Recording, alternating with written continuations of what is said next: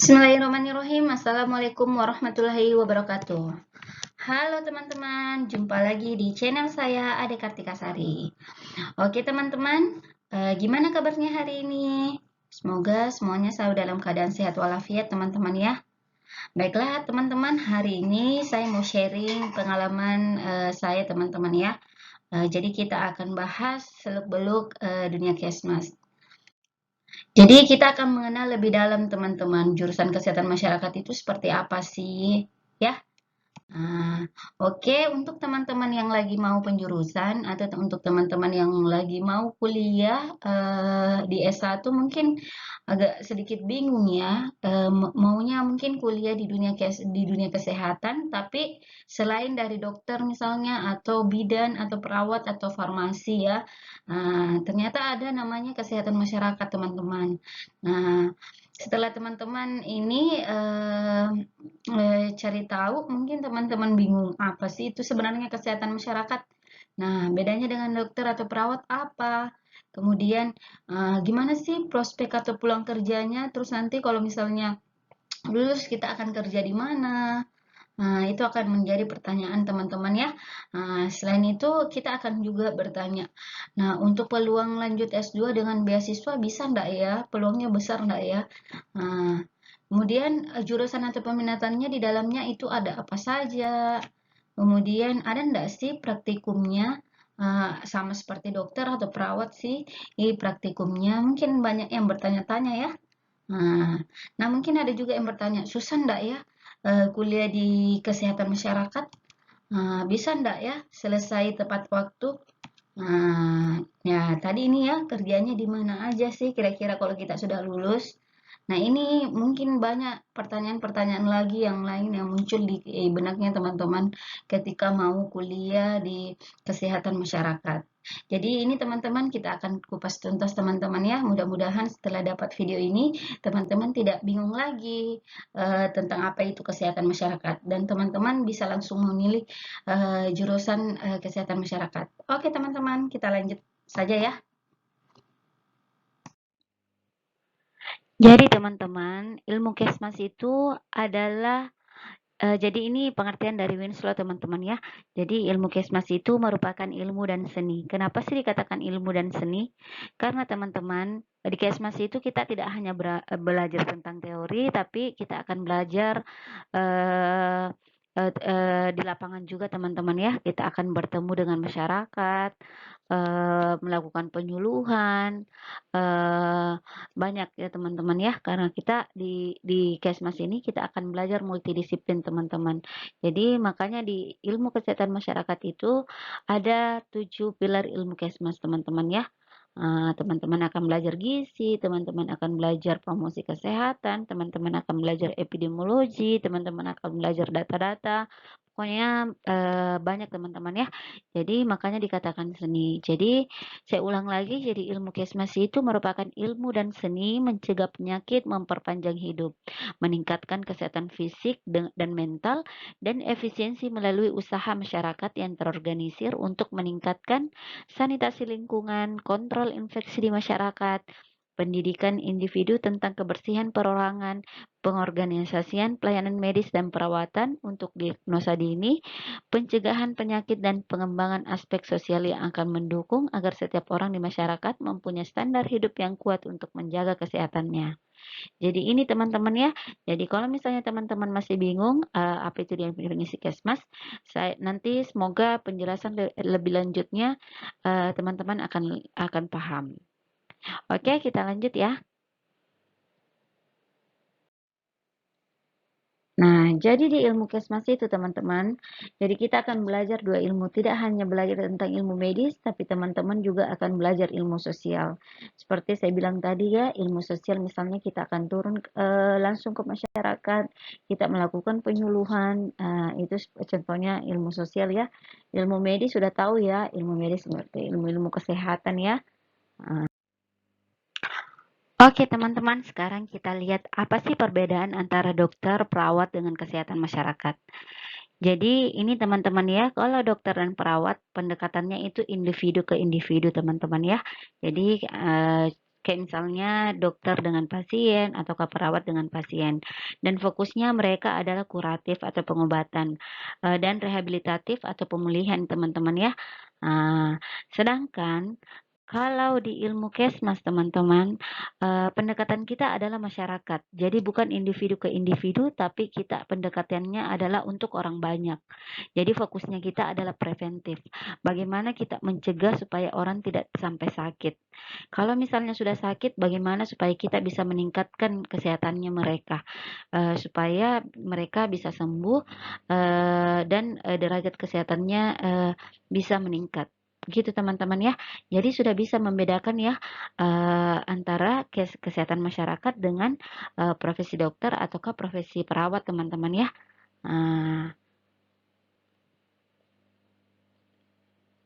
Selanjutnya, nah, jurusan apa sih yang ada di Kesmas? Jadi, kalau kita berbicara jurusan biasa dikenal juga dengan pilar ilmu Kesmas. Jadi di Kesmas itu, ada banyak jurusan teman-teman ya.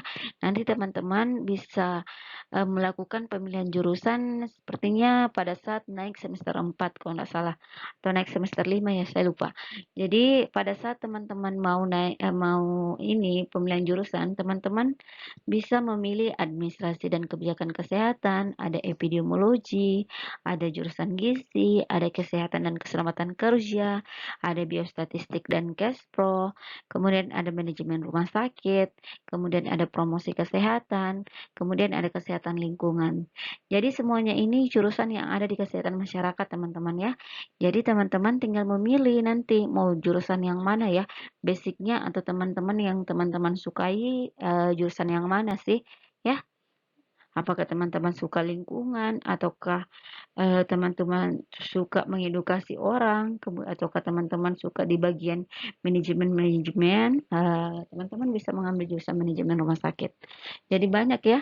Ataukah teman-teman suka belajar tentang statistik, bisa ambil biostatistik atau epidemiologi. Nah, selanjutnya, pertanyaan selanjutnya, di mana sih, bagaimana sih prospek kerjanya? Jadi, prospek kerjanya itu, teman-teman bisa bekerja sebagai administrator layanan kesehatan. Nah, kalau teman-teman pengen kerja seperti ini, berarti teman-teman ngambil jurusan HKK. Nah, kalau misalnya teman-teman mau ahli kesehatan lingkungan, berarti teman-teman mengambil jurusan kesehatan lingkungan. Jadi teman-teman harus tahu prospek kerjanya mau mau jadi apa nantinya. Karena itu akan jurusan yang teman-teman ambil akan berdampak juga ya. Ataukah teman-teman mau jadi promotor kesehatan, mengedukasi orang-orang, memberikan penyuluhan, mengedukasi tentang program kesehatan, ini teman-teman bisa masuk sebagai promotor kesehatan ya. Atau teman-teman mau kerja sebagai manajemen rumah sakit, ini teman-teman bisa ambil jurusan MRS. Ataukah teman-teman ini kalau kepala puskesmas biasanya yang penting jurusan Kesmas bisa untuk kepala puskesmas ya. Nah, atau kan teman-teman mau daftar Nusantara Sehat. Nah, untuk Nusantara Sehat yang paling sering biasanya muncul di persyaratan itu biasanya eh, eh, mereka dari alumni kesehatan masyarakat dengan jurusan kesehatan lingkungan ataukah dia gizi ataukah dia epidemiologi. Jadi yang sering saya lihat ada 3 jurusan kalau teman-teman mau ngambil Nusantara Sehat ya.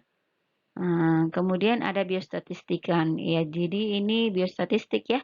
Kalau teman-teman suka hitung-hitung, silahkan. Atau suka kerja lapangan. Nah, nanti teman-teman juga bisa daftar PNS ya. Selain itu, teman-teman juga bisa jadi dosen. Tapi ini kalau setelah teman-teman kuliah S2 ya. Teman-teman bisa kerja sebagai dosen. Selanjutnya teman-teman bisa bekerja juga sebagai peneliti kesehatan.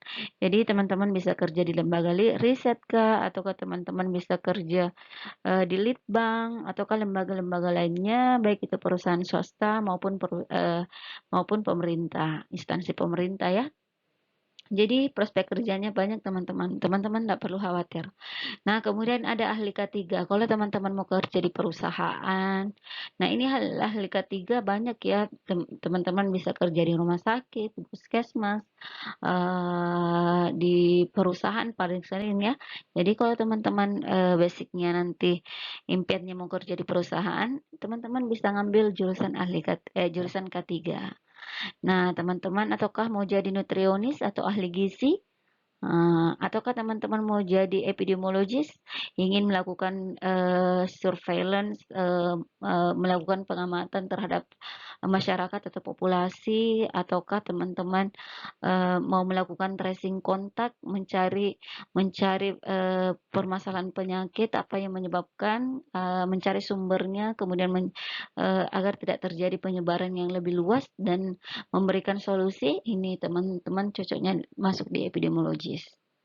Oke teman-teman ya, jadi untuk prospek kerja dari kesehatan masyarakat itu sangat banyak teman-teman. Jadi ini hanya sebagian sebagian kecil. Jadi untuk ke depannya teman-teman bisa searching lagi. Jadi sangat banyak, jangan khawatir teman-teman.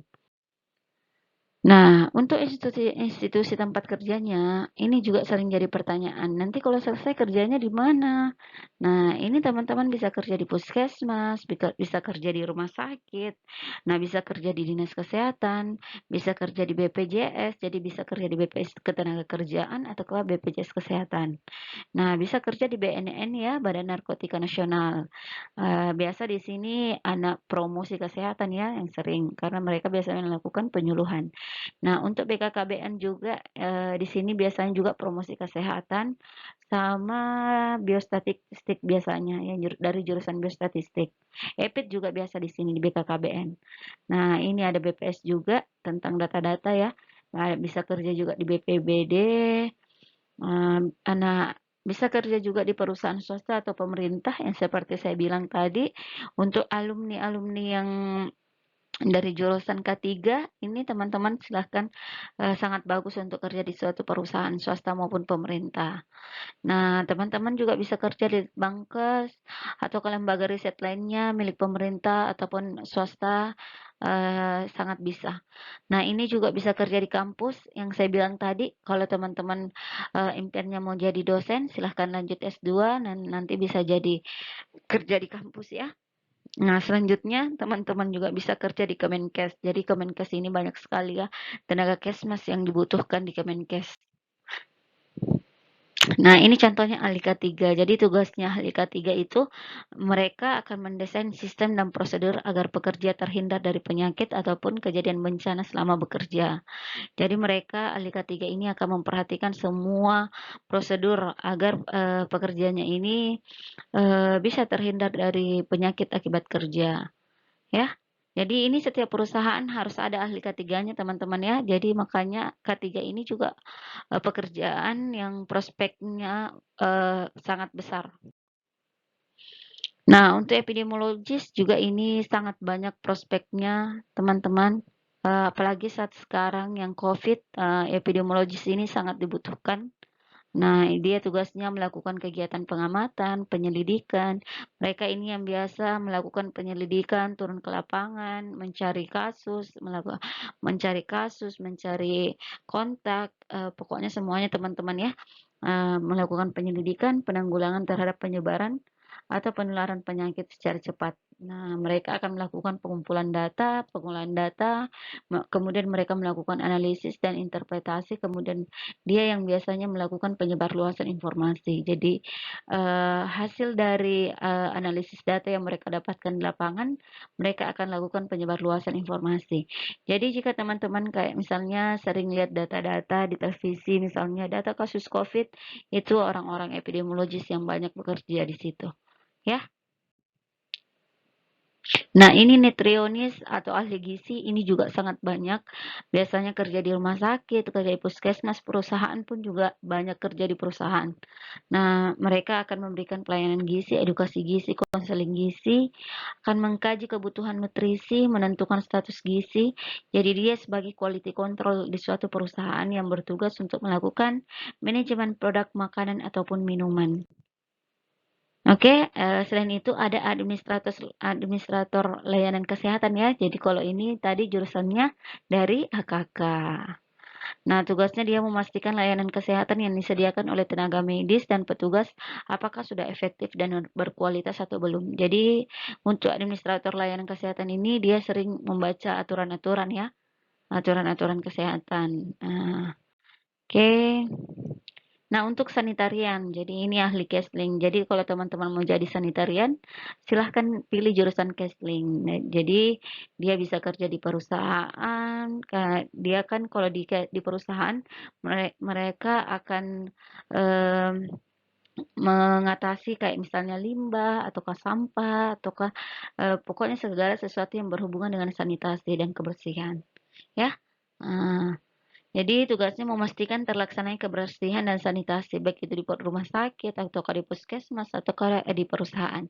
Jadi dia sering berhubungan sering eh, sangat ahli dalam urusan AMDAL-AMDAL. Jadi AMDAL ini analisis mengenai dampak lingkungan. Jadi dampak-dampak lingkungan ini sangat dipahami oleh orang-orang sanitarian. Jadi ini kerjanya keren juga ya. Nah, ini untuk promotor kesehatan, siapa tahu teman-teman mau kerja di Kemenkes, di puskesmas juga ada. Pokoknya promotor kesehatan itu di mana-mana dibutuhkan teman-teman ya. Jadi dia tugasnya melakukan edukasi seperti penyuluhan kesehatan, mensosialisasikan program kesehatan, pemberdayaan masyarakat, kemudian melakukan evaluasi program.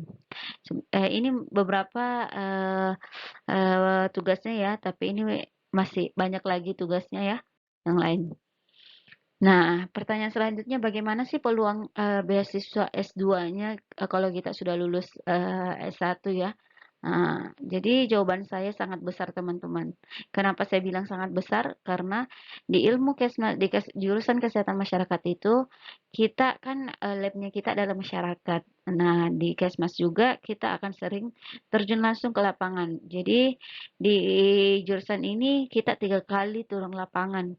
Jadi kita banyak pengabdian kepada masyarakat. Jadi perlu teman-teman ketahui bahwa pada saat teman-teman melakukan tes beasiswa, contohnya saya sebut LPDP ya, ini contohnya. Dia akan mempertanyakan kepada kita, apa sih yang sudah kamu berikan kepada negeri? Apa sih yang sudah kau lakukan, yang sudah kau berikan? Nah, ini sangat mudah menjawabnya karena teman-teman punya banyak pengabdian masyarakat. Ya, di PBL pertama teman-teman bisa ceritakan teman-teman ngapain aja di PBL pertama, di PBL kedua dan PBL ketiga. Ya, jadi teman-teman ndak usah khawatir. Jadi untuk peluang S2 dengan dari beasiswa itu sangat sangat sangat besar peluangnya teman-teman. Jadi saya cerita sedikit kemarin, alhamdulillah kan saya alumni LPDP juga. Nah, itu saya pada saat ditanya apa sih yang sudah kamu berikan kepada negeri. Nah, untuk di STM Dashboard saya sangat mudah menjawabnya dan menceritakan apa yang sudah saya kerjakan untuk negeri karena memang kita basicnya di masyarakat, labnya kita di masyarakat, jadi kita bisa dengan mudah menjawabnya. Nah, itu akan menjadi poin sangat besar ya untuk untuk tim penilai dari LPDP ataukah beasiswa yang lain. Nah, kemudian yang kedua itu lulusannya berkontribusi besar terhadap peningkatan kesehatan masyarakat. Jadi karena memang fokusnya kita adalah bagaimana mencegah supaya orang tidak sakit. Nah, kemudian kalau misalnya orang sudah sakit, bagaimana supaya kita ini orang yang sakit nanti prognosisnya akan bagus. Nah, jadi memang lulusan kita ini sangat berkontribusi besar untuk peningkatan kesehatan masyarakat. Makanya lulusan-lulusan Kesmas itu sangat dicari teman-teman. Jadi seperti misalnya kalau di luar negeri mereka sangat memprioritaskan namanya Kesmas karena yang lebih penting adalah bagaimana mencegah supaya orang tidak sakit. Yang lebih penting di situ teman-teman ya. Karena kan kalau misalnya orang sudah sakit, nanti pemerintah akan mengeluarkan dana yang lebih besar. Itulah beberapa alasannya ya kenapa ilmu Kesmas sangat dibutuhkan. Nah, jadi bagaimana teman-teman? Sudah tidak bingung lagi kan memilih jurusan? Jadi teman-teman jangan khawatir kalau teman-teman mau kuliah di Kesmas, peluangnya sangat besar untuk kerjaan, untuk dapat beasiswa. Jadi eh, teman-teman ikhtiar, insya Allah mudah-mudahan jalannya selalu dimudahkan. Nah, itu dari saya teman-teman ya. Mohon maaf jika ada kekurangan. Sebelum saya tutup, saya ingatkan lagi jangan lupa subscribe, like dan share ya video ini. Mudah-mudahan videonya bermanfaat. Billahi taufiq wal hidayah. Wassalamualaikum warahmatullahi wabarakatuh.